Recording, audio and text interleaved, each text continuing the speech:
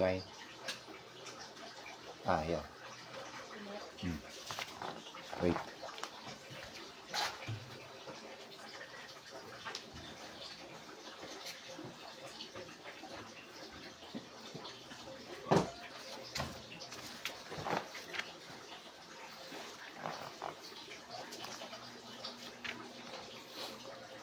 Hello, good morning to all of us.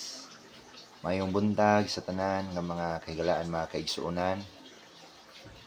Hinaot nga ang Dios naa sa matag usa kanato, iyang gugmag kaluoy atong nabatnan ug panalangin kaday grasya. Labaw sa tanan ang mayong panglawas tungod kay maayo taglawas. Gipanghinaot nato according to 3 John verse 2 nga kung naata sa mayong panglawas maayo usab atong kahimtang sa espirituhanon. Okay. Live ta karon mga kaigsuonan, mga higala. Kinsa atong naga-follow sa atong Facebook account, Franklin Labadan. Nangamusta ko diha ninyo ug akong ipaabot ko ang inyong mga pagpasalamat sa inyong suporta o pag-follow o pagpaminaw usab sa atong mga tips or mga gipang share nato about health o sa nanglabay pang mga days. So karong buntagan ako nahuna ko og live mga kahigalaan, mga kaigsunan tungod kinatay i-share diha kaninyo. So medyo hinay atong internet, no? Slow connection. So stagdi lang. Sundan lang ko ninyo og sa di pa ko mo padayon sa unahan ako sa mong hangyoon alang sa pag-ampo tungod kay nindot ang atong isgutan karon. Ilang sa mo og hawa og kung naman mo gipang trabaho din ibutang lang yung cellphone naka-antabay mo, nakasubaybay mo sa ato karon, no? Labi na gyud sa atong mga health kauban, no? Mga health team, alternative team dinhi sa Caraga region. So I hope na inyo ning sundon tungod kay daghan mo'y makatunan ma-share nato diha sa inyo ha. So ako mong hangyoon unas tanan mag-ampo ta. Dalaygon ka nga Dios sa mana mong alabing gamhanan ning takna o Dios kabuntagon. Anami o Dios sa kahimtang nga diin nagaduol kanimo. Tungod kay wala kay marang mahimo kung wala ka. Linda mo ang imong knowledge, wisdom sa pagsabot sa angay namong masabtan labi na sa among panahon nga malisod ug angay namong tun-an ang unsa pang daghang mga butang angay namong among sigubangon, among action sa among kinabuhi tungod kay among nasayran nga mga butang. I-bless ang mga naminaw, i-bless ang mga naga-share pud usab niini. Aron daghan pa mga kaigsunan nga ma-educate about health. Labi na nga among lawas templo nimo ug ikaw magapanalangin usab niini kung amo kini nga apingan. Salamat Lord God. Ikaw magapasaylo sa among kakulangon, mga kapakyasan o kining tanan namong gipasalamatan ginahangyo sa ngalan ni Hesukristo among Dios ug ang personal nga miluwas. Amen. Okay, nita karon mga kaigalaan, mga kaigsunan, ako na yung timbaya ang atong mga butihing pastor sa Seventh-day Adventist Church Local Conference o Iglesia Adventista de la Septimo Dia. Okay, ating pong mga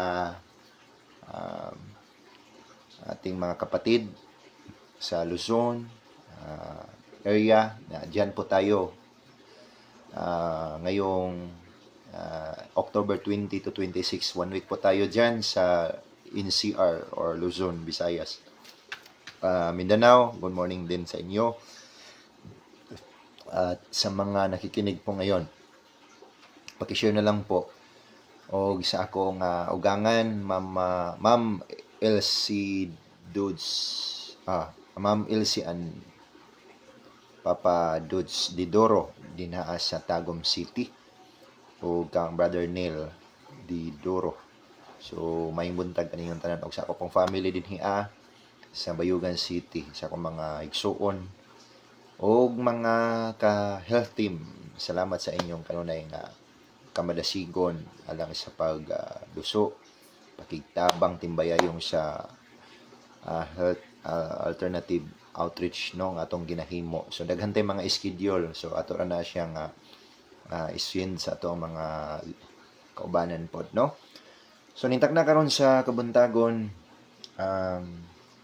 ato ni siya nga himuon ang pag live nga pag-educate pod about health mga kaigsunan, about aning atong title karon sa atong pagtuon, about all about healing process, no, all about healing process. So unsa man gyud ang mga gikinahanglan nato, no, or proseso nato nga maayo ta, okay, kundi sudni kundi na ito ni masabtan, no.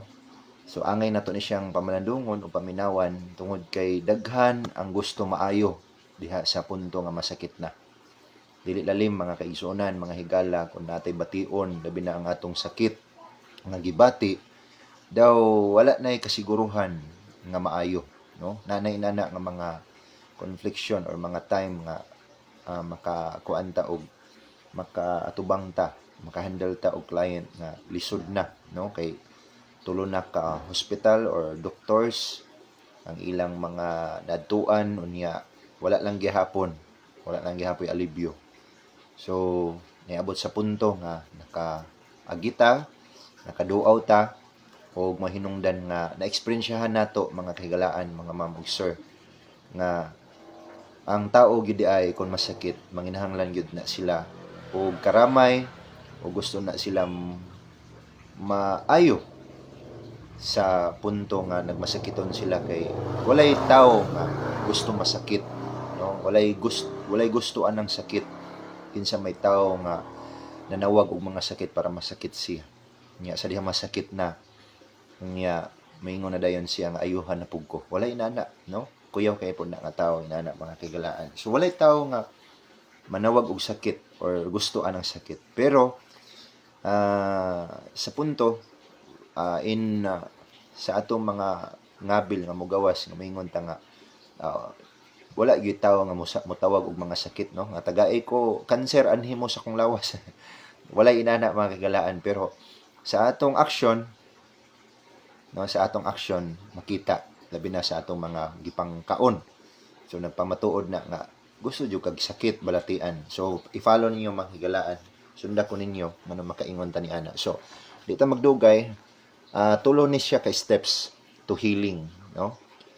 Atong topic karon 3 steps to healing. So unsa ni nga mga way or tips or steps nga maangko nato ang kayuhan. Hinumdumin nato mga higala, hinumduman nato nga healing is only comes from God, no. Healing is only comes from God. So sa Dios lang gyud ang kaayuhan, totally nga kaayuhan mga higala. Mosugot ag sa dili, no. So kung imong gyud nahuna nga sa tao ang kaayuhan, mali ta ana. Kung atong gyud nahuna sa mga therapist ang mga doktor alternatibo o doktor kana mga medical doctor, naa sa ila ang kaayuhan, mali ta ana. Kay bisan ang mga doktor nga mga banggiitan nga doktor inila nga doktor or sa mga hospital, dili ka dungog nila didto nila nga maingon sila nga ayuhon ta ka kay karon dayon, no, wala na sa ila. So ang tawag namo, isip nga ako usa ka therapist, uban pa nga mga tong na angkon nga mga kahibalo, taga-guide lang gyud mi mga kagalaan, no, taga-guide lang gyud mo mi tungod kay ang Dios man po'y nagbuot nga dunay mga tao nga iyang himuong mananambal, no, instrumento niya according to Sirach chapter 38, no, sa Deuterocanon nga Bible. So naghimo pud siya og naghatag po siya hiyas, no, according to Bible, no, nga Bible mga kaigalaan, naghatag siya nagkalaing mga hiyas. So ang uban mananambal, so siya mo'y nagbuot. Ang punto, instrumento lang yun ang mga tao. So walay tao nga maingon nga ayuhon ta ka, tungod kay kon ang therapist pa or mga doktor mo'y makaayo, wala na untanay nagsuffer karon nga 10 years 20 years nga mga diabetic, no, di ba? So wala na untanay mga sakit ang tao karon nga nagpadayon pa og suffer 5 years sa ilang high blood or moabot pa og 30 years sa ilang mga high blood kun ang doktor pa or kaming mga therapist or mga alternative doctor, no, kanang gitawag naturopathy. So bot pasabot kay naaman gyud mga sakit ang mga tao, wala day sa mua wala day sa ila ang kaayuhan. Instrumento lang yun. So, balik ta, the healing is only comes from God. So, nahimo lang instrumento ang imong gipang take. Nahimo lang instrumento ang maong tao. Pero ang Dios, gyud maoy maghatag nimo kaayuhan. So, it depends kung ato ni siyang masunod nga madawat nato ang kaayuhan kining 3 steps to healing. So, number 1, mga kahigalaan, mga kaigsuunan, ang steps or step nga ato nga i-share diha kaninyo is acceptance and admission, number 1. So nga numang moingon man ko nga acceptance, no? Dawaton nato nga nasakit ta. Dawaton nato, dili ta moingon nga namagoy uban mga kagalaan nga nasakit, no? Masakit nga di man gud dawaton. Like example, ang ila dayong reaksyon nga nasakit manggod ko tungod ni kuan manggod ni mama. Nasakit manggod ko kay tungod ni papa, kay sila manggoy nagluto god, sila manggoy maghimo god og pagkaon igo ra manggod ko mukaon. Inana man ang mga uban pod, ang uban lang pod, no? So naghatag lang ta example para mas masabtan. Nay maingon nga mga asawa nga maingon nang tungod manggod ni mister. Kay maora manggod ni siya, maora poy ma-afford na ako mo ning kanunay nako ni siya kanon mo ning hinungdan daghan kayo. So, nahibalo ba ta mahigalaan, number 1 gini siya kaning gitawag og acceptance. Ang dawato nato ba kabulotang mo gitawag og mo dawat ba unsay mali ba, no? Nato dili nato ipasangil ngadto sa uban kay kun inaana ang ato realidad sa atong kinabuhi, mga kahigalaan, kung ato ping idip ang atong study. So, madugay man ni siya pero in summary, wala tay makabot ana nga kaayuhan kay ngano man mismo gani ikaw dili man ka mudawat sa imong mali, no? Dili man ka mudawat sa imong sayop, labi na sa mga lifestyle. O example lang. So kung maabot sa punto nga nasakit ka, kinsa man day ang imo day mbot pasabton nga anong nasakit ka, nga ibutan nato nasakit ka. Example, maghimo ta og example about anang creatinine. Example, taas ang imong kriya, naibalo ba ta nga gitawag na siya og kidney problem or disorder ang kriya, no? So ayo ko ingna nga ako na if ever nasakit ko, ikaw nasakit ka, nga mingon ka karon mga kaigalaan, mga sir, ma'am, nga tungod manggod ni sister, sige manggod siya kaon og parat, junk foods, mga processed food, mo nang nasakit ko. Dili man inana igsoon, ma'am, sir, mo bitaw na nga ato ni siyang i-share karon pas masabtan nato ngano man gyud nga kadaghanan karon, daghay mga sakit nga almost 20 years, 30 years nagsuffer. Ano wa man gyud na sila naulian, no? Dili man ta maingon nga grabe na ta. At least mga kagalaan, according to the Bible ni siya nga ato nang himuon nga mga guideline nato, no? Di ta mo adto og unsa pa na dinha. Dinhi kita sa biblical truth about sickness, no? So ibutang nato mga kagalaan nga sa punto wala ka ni admit. So karon nga panahon na gitawag na siya acceptance. Dawato nato nga nasayop ta, mo nang nasakit ta, no? Okay. Ako nag-abusar ko sa kong kaugalingon. Ako ning gidawat. Okay ni siya. Andam ko ani mag-suffer. Kana acceptance. Dawato nato nga natay mali nga nahimo. Kay kung mali ang nahimo, mali gyud po na ang resulta. Lisod pod mga ma'am ug sir, mga kaigsuunan, na kung good ang imong ginatanom, good ang imong ginahimo, mag-ani ka og bad, lisod man pug kaayo. So kung the more nga ang imong ginapasulod or gina-action, ginabuhat sa atong kaugalingon nga bad, the more pod ang ato ang resulta bad po na siya. So mao na siya ang tinuod. So kung nasakit man ta, dawato nato. Acceptance, mag-uban na siyang gitawag og admission. Unsa man na? Kanang pagsugid na. Admission. Pagsugid nga sa dihang gidawat nimo nga nakasala ka, asa man ta mo sugid, dili pud sa tao. According to 1 John 1 verse 9, isugid nato ngadto sa Dios nga mo'y nagbuhat, naglalang o gamhanan nga mo'y nagbuhat sa tibuok kalibutan. ang Dios ni Abraham, Isaac, and Israel.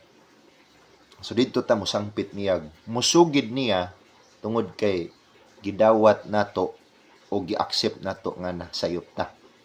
So asa ta musugid kanang gitawag og admission dito sa Dios, mga kigalaan. So ayo pagsugid og tao, hinuon mo share ka unsa gyud imong gibati.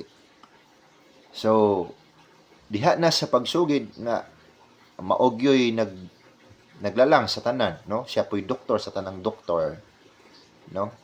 Dito ta mo sugid, mga tigalaan, kay siya man ang diha man kaniya makaplagan maangkon ang kaayuhan. So mo na unang step nga ato nga madunggan ma-share nining buntaga. Three steps to healing. Number 1 is acceptance and admission. Mag-uban gina siya. So human nimo gidawat nga na kay mali, na kay sayop, so diha dayon mo sunod ang gitawag og admission. Isugid nato sa Ginoo. Submit nato sa Ginoo unsay atong giangkon nga sala o nasayop ta. So mao na siya ang usa ka step nga din ato nga maangkon ang kaayuhan. Number 2 or ikaduha, mga tigalaan, mga ma'am ug sir. So forgive and forget. Mo na tay ikaduha na ta. Forgive and forget. So unsa man na siya? So mopasaylo ta. Kabalotang mopasaylo. Number 1 sa atong kaugalingon, no? Salo na to atong kaugalingon, mga kigalaan. Ikaduha ngadto sa mga tao. Unya, sa dihang mopasaylo ta, kalimtan nato, dili na kay natamnan og kawayan.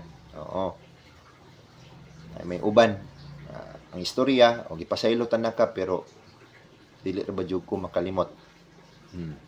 So ayon na, mga tigalaan. Itugyan ngadto sa Ginoo kay kon tinuod nga nag-forgive ka, no?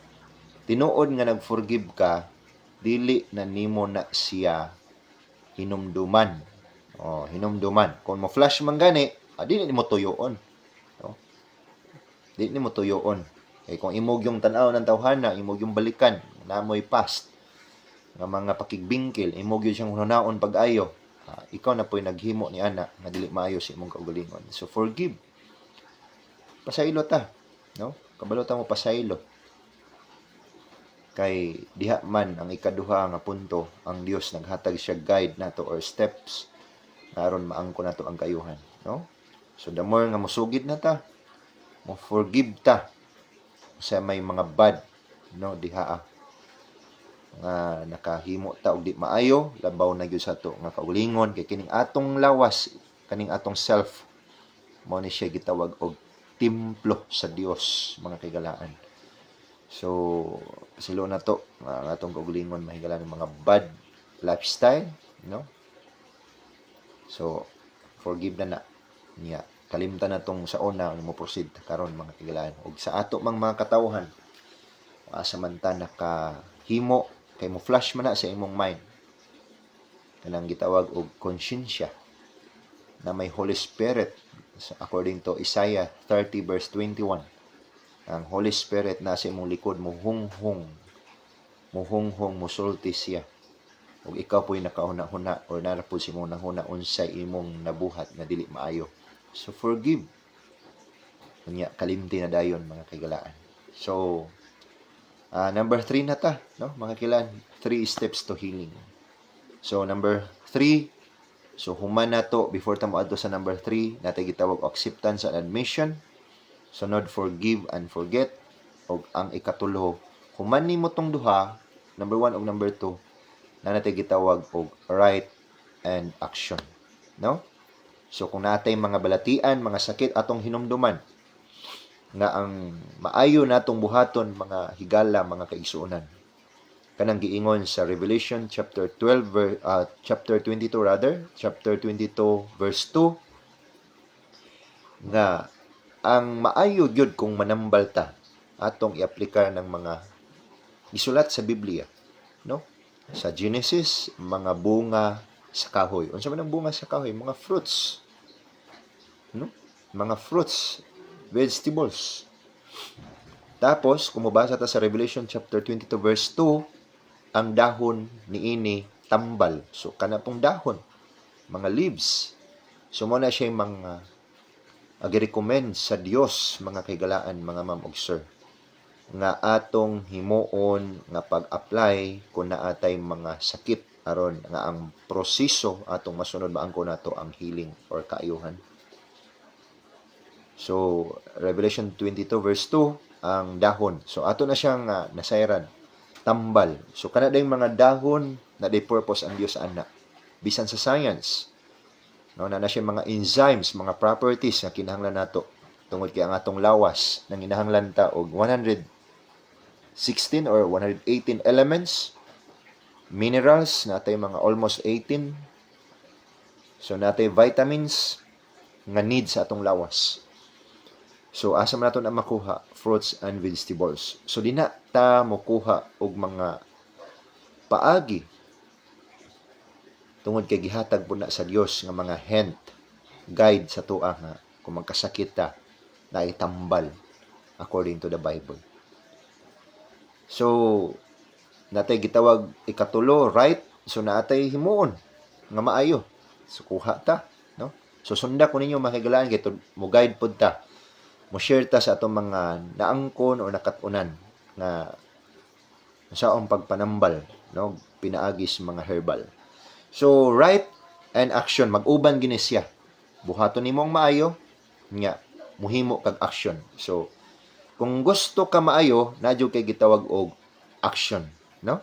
So, nasayra naman nato ang maayo nga ang tambal bunga sa kahoy according to Genesis sa creation. Nya kung moadto ta sa katapusang libro sa Biblia kanang gitawag Revelation, nagsaysay pud siya. Revelation 22 verse 2 na ang tambal gani bisan sa dahon tambal na siya. So according to Ezekiel 47, so akong basahon ni kinindot kay ni siya mga kagalaan, no? Na kung masakit dayta, ang atong himuon gid ay gisulat ni propeta Ezekiel sa Ezekiel 47 verse 12. Atong basahon ha, Ezekiel 47 verse 12. Nga kaning gitawag o ikatulong nga process aron maayo ta or 3 steps to healing atong topic nga right and action. So natay himuon nga maayong buhaton kung naatay sakit para maangkon gyud nato ang kaayuhan ni katulo nga steps, no? So Ezekiel 47 verse 12, akong basahon mga kaigalaan, nindot kay ang giingon sa Bible. According to prophet Ezekiel, ug haduol sa suba ibabaw sa iyang tampi niining daplina ug niadtong daplina moturok ang tanang mga kahoy nga makaon. So naa na siya gitawag og daplin sa tampi, daplin sa agianan, na gitawag moturok ang tanang mga kahoy nga makaon. O imagine mga kaigalaan. Atong ipadayon. Kansang dahon dili malaya, ni mawad-an sa iyang bunga. Kini mo bunga sa bag-ong bunga matag bulan. Tungod kay ang katubigan ni ana nagaagay ay gikan sa balaang puloy-anan. Ug ang bunga ni ana makaon man, ug ang dahon ni ana ikatambal nga makaayo. So mo ni siya ang gitawag og kauban dito sa Revelation 22 verse 2, ang Ezekiel 47 verse 2. So gipahiwatig lang sa Dios nga dili lang mga kahigalaan ang future nga langit nun or dito ta nga nang gitawag og bagong langit o bagong yuta na didtoy nagaagay-ay na didtoy matag bulan mubunga og 12 ka klase, no? Gipahiwatig na niya nga didto. So mo din nga wala na tay sakit didto puhon. So gihatag na sa Dios dili kay pang future lang. So ang application sa Bible past, present, and future. So kay gilusulat man ni ang Bible aplikado sa atong panahon karon. So ang tambal naa sa mga bunga sa kahoy nga mga prutas ug mga gulay, no? Kung na may kahoy ug mga dahon. So mo nay right and action. So dili pwede nga ang nakay nagsuffer na ka og diabetic, example lang. Diabetes, no? Kung diabetic person ka. So ayaw ingna nga maayo ka nga wala lang kay gihimo nga process to healing. Number 1, usbon nako acceptance and admission. Kung dili gani ka kabalo, mo admit, no? Mo accept nga saipan ko na ako'y mali nga gibuhat. Di gini mo na ang kunon, mo na manghigala nga lisod jud kaayo sa usa ka tawo nga maangko nato ang kaayuhan tungod kay gihatag na nga way sa Dios mga kaigalaan according to Jeremiah 3 verse 13. Ang kuna lang nga nakasala ka. So number 2, forgive and forget. So nay usahay mga kaigalaan nga himuon sa Dios nga i-guide kaniya para nga kabalo pud ta mo forgive sa atong kaugalingon. Kay usahay gahig na usahay. So kalimtan human sa pag-forgive, kalimtan og ikatulo nga process sa healing nga maangko nato right and action. So aside man ta unsay angay natong buhaton nga kung masakita ana sa mga bunga sa kahoy ug mga dahon kay gihatag na sa Dios nga guideline nato nga diha lang ta mo himo sa mga proseso mahimong instrumento nato nga maangko nato ang kaayuhan. So mga higala, right and action ikatulo. So muhimo ta og mga pagpanambal. So ato na siyang i-guide pohon at sundan lang ko ninyo. Paki-share na lang po og paki-like sa ato nga video. Og salamat po ko ni Brother George Relita Jr. Sir George Relita. Medical missionary work is the pioneer work of the gospel. In the ministry of the word and in the medical missionary work, the gospel is to be preached and practiced. So salamat Sir George, no? Brother George, na matod pa niya sa iyang nag-share na the gospel is to be preached and practiced. So mag-uban man gyud ni siya ang gitawag og right hand man ni siya ang gitawag og medical missionary, no? Ang medical health, no? So sakto kaayo. So kung naatay pagpanambal nga himuon, so nata po'y mahatag ng mga guideline, mga pulong sa Ginoo o Word of God. So the more nga na ay mga pasyente, na ay mga nagmasakiton, hopeless man na sila. So diha nga panahon nga motabang ta nila, need na sila og Word of God, no? Need na sila. Dili kay pulos ra pud tambal nga atong gi-mention karon, mao ra po'y kinahanglan nila kundi Word of God. So ato po na silang sharean bisan tuod nang masakiton na sila, nanginahanglan na silang tambal nga mao nga tanom, bunga sa kahoy, pero ato po na sila yung number 1. Ato na silang sharean about Word of God tungod kay ang giingon sa according to John chapter 15 verse 3 nga ang pulong mooy mo cleanse, ang word sa Ginoo mooy mo hinlo or mo cleanse sa atong pagkatao. So how much more ang atong sakit. So kay ang word of God powerful na siya mga kaigalan. So the more nga naatay word of God, so mas masabtan nato, sa dihang masabtan nato, i-apply nato, diha nato maangkon ang kaayuhan. So dagang salamat mga kaigalaan, mga kaigsunan, dili na ko na siya tas-on kaayo kay basin niya mapulaan pud mo sa pagsunod, kay basin na mo gipang trabaho, at least nahuman nato ang 3 steps to healing. Ang acceptance and admission, number 2 ang gitawag og forgive and forget, and number 3 gitawag siya og right and action. So usbon nako, the healing is only comes from God. So sa iya man gyud ang kaayuhan maangkon, apan kun ang gusto nato siya maangkon ang kaayuhan, naatay sundon nga mga pamaagi mga kaigan ug mao to ang atong gitun-an. So daghang salamat. I hope nga naamoy nasabtan, nakuha nga mga pagtulon-an, ug ang Dios mga panalangin kanatong tanan. Bye bye and God bless.